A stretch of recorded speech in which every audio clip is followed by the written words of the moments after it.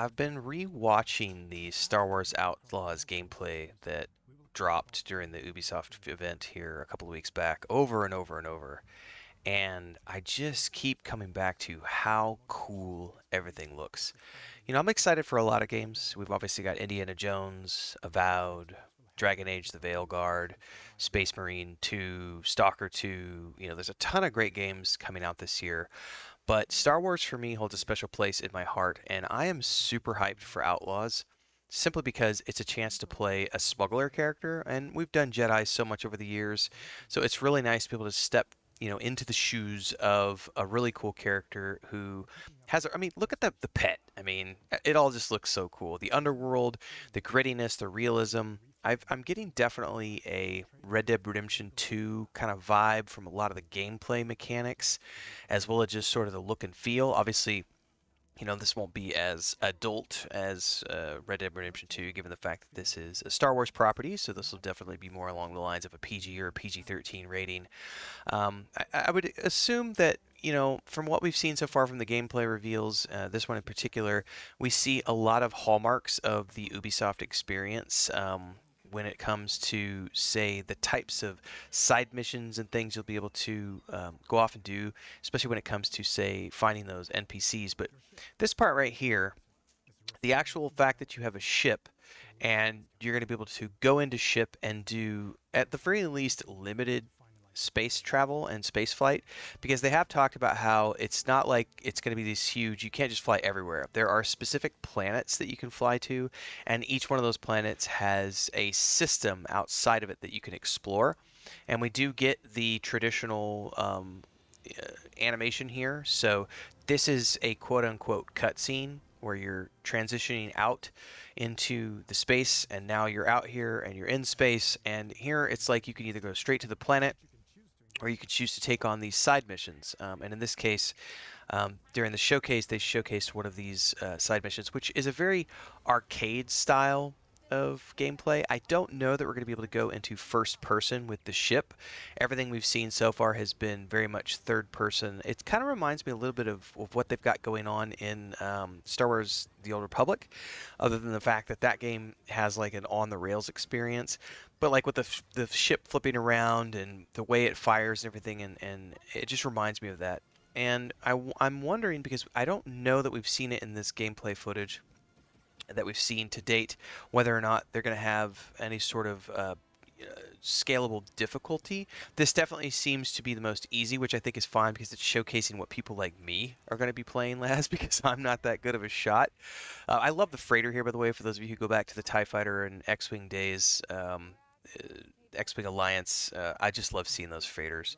So we completed a ship, the little event here, defend the ship, got some um, faction, and now we can go down to the planet and choose to go into orbit. And this is where we're going to get another cutscene, or another animation, a landing animation sequence here, or a hyperspace animation sequence in this case.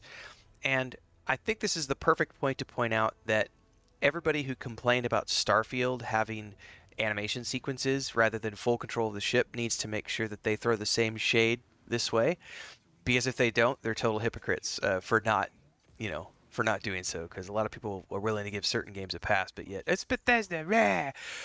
But in this case, you're going to land. You get to choose your landing sequence, and then once you've done that, the ship goes into a pre-programmed landing sequence, and you no longer have control of it. You're zooming into the planet right now. All of this, by the way, looks absolutely phenomenal. For me, someone who has got, I've been able to go back to Tatooine now in various games over the years. By the way, the cloud cover thing is really cool. That's a great landing sequence. It's a great cutscene. It's a great loading screen because it allows you to load the planet while under the cover of cloud.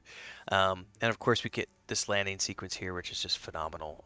Every time I see these, I've talked about this when I've played Star Wars: Old Republic over the years. I never get tired of seeing those.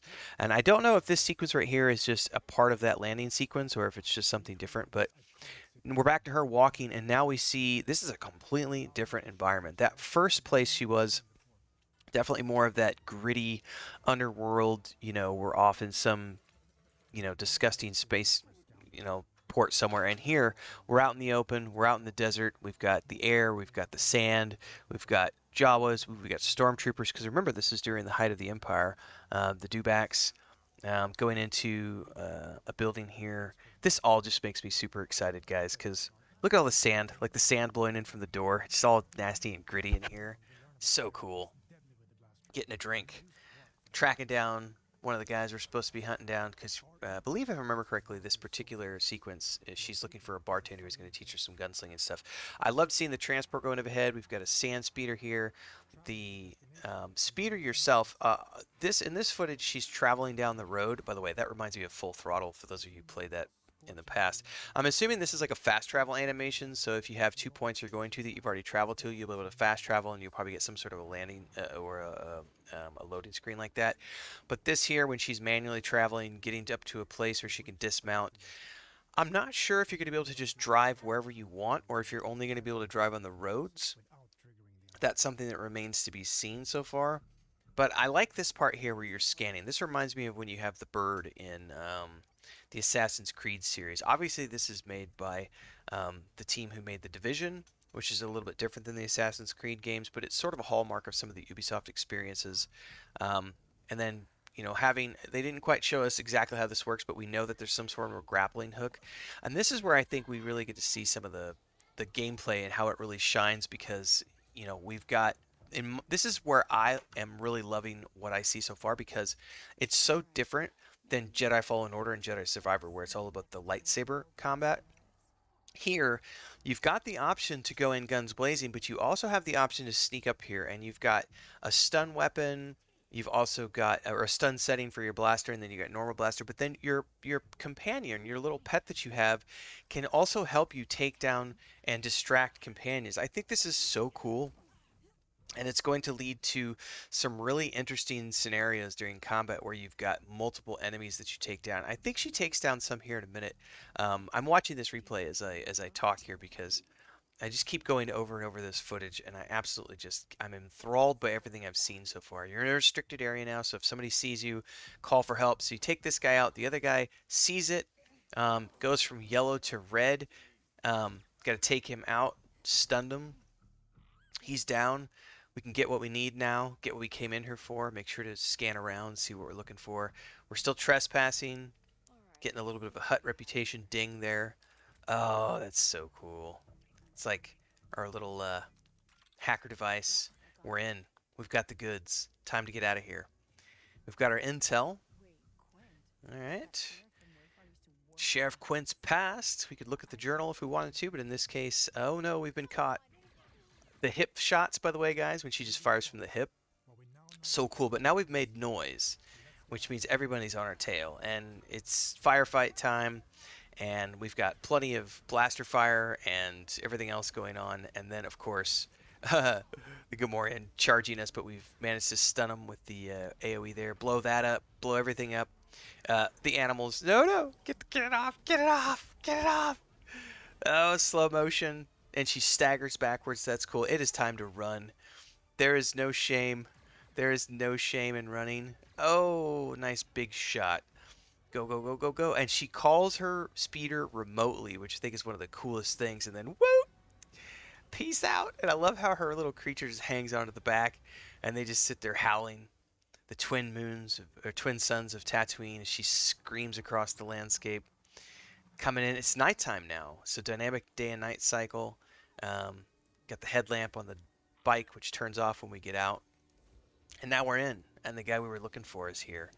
So I'll be doing a completionist run of this game, which means I'll be hunting down each and every one of these guys because I want every single ability in the game, which I've done this a lot when I've played the Assassin's Creed games over the years. I don't ever just focus on like the sword play or the bow play or the daggers. Like, I get them all. Like, I want all the abilities, and I'm definitely going to be doing that here. Oh, gunfight, showdown, do do do do do do do do. Definitely a Red Dead Redemption 2 vibe there.